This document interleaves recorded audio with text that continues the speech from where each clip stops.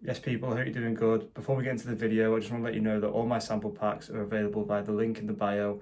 Use code YouTube20 for 20% off everything.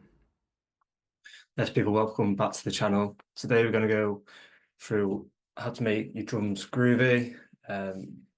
We've got an 8-bar loop here that I went through with someone on a lesson. So I'm sort of going to break down how I go about making my drum grooves, and how to get that sort of swing to your drums, and how I go about adding percussion, and adding percussion for variation.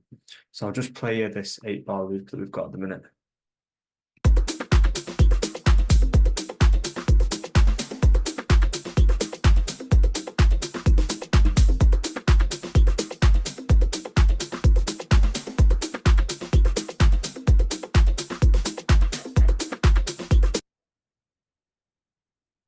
Cool.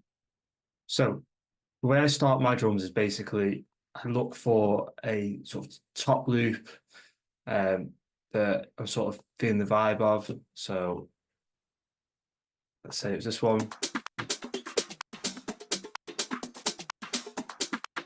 A lot of times as well, I'm removing the clap from the top loops, just so there's not like a build-up of frequencies in that one specific range.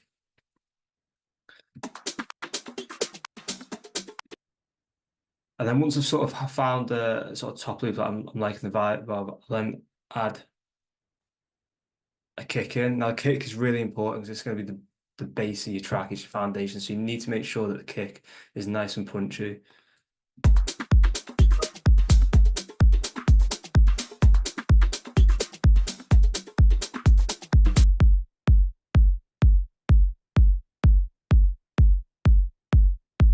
This kick is from my kick and bass sample pack. Yeah, I basically put 20 of my favorite kicks in that pack. So yeah, check it out. And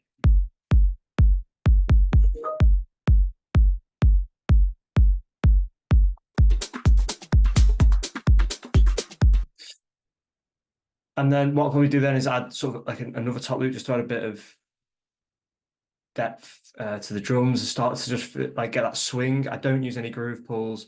It's just about just trying to layer the right sounds to begin with.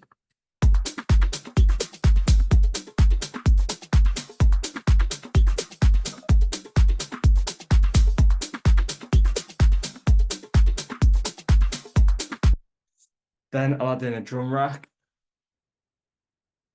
So basically with the drum rack, I'll just bring in 20, 25 percussion sounds, and then I'll just sort of build a pattern. So in this case,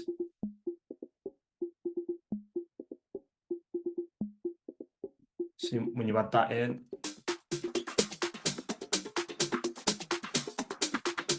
constantly looking for that call and response. I can't stress too enough how important the call and response is.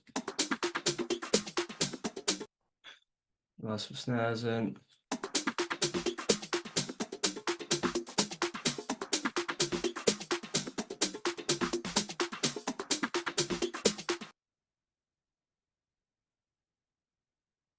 And we'll add a pert loop. EQ is your best friend as well when you're sort of layering sounds on top of each other. So with this percussion here, I've put an EQ because all I wanted was that sort of mid-range frequencies.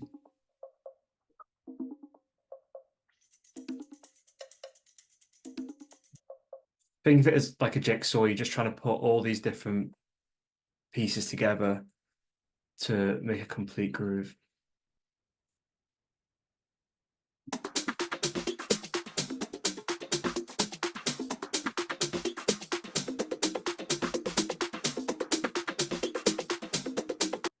So when I'm relatively happy with sort of the top loops and the percussion that I've got in, I'll then add a shaker just to give it that sort of quickness.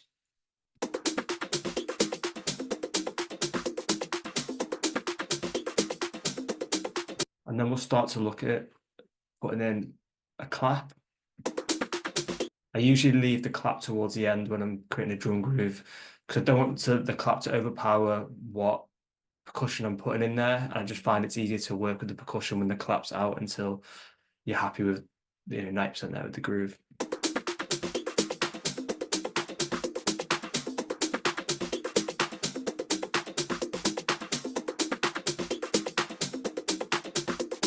Now with the kick.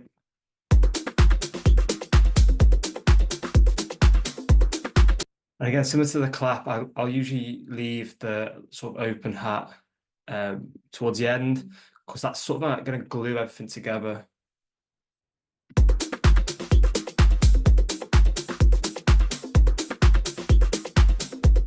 Remember, I'm not using any groove pulls. All the swing is just coming naturally from the way that the top loops are, the way the percussion's laid out. No groove pulls at all being used. Then we'll start to look at adding a little bit of variation into the groove. Obviously, variation is also going to come from sort of like the synth elements you have, the effects as well. But in terms of the groove, just looking for little bits to add in. So on this occasion, we've got this sound here after in the fourth.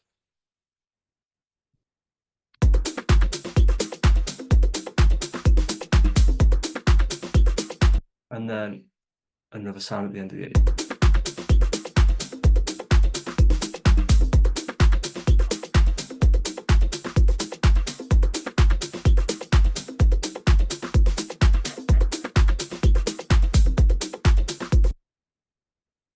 Another really useful tool as well is Echo Boy, or any Echo to be honest. But yeah, there's so many cool presets on Echo Boy. It's definitely worth getting.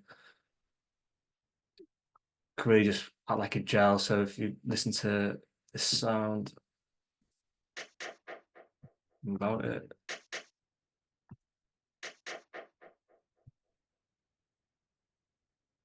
So once we've put all these elements together, it sounds like this.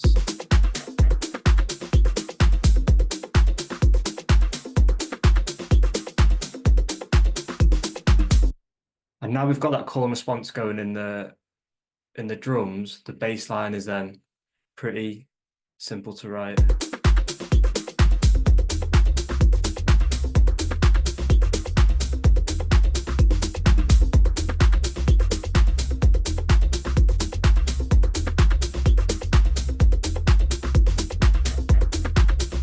Then I've done no processing on the actual drum group on this. It was just an example of how I go about making that sort of percussive drum groove. Obviously, when you start creating a full track, you might want to add some more variation, some more elements in. But yeah, this is sort of a high level of how to get a really cool, groovy loop going for the start of your track. As always, if you've got any questions, just drop them in the comments below. I hope you enjoy the video, and don't forget to like and subscribe.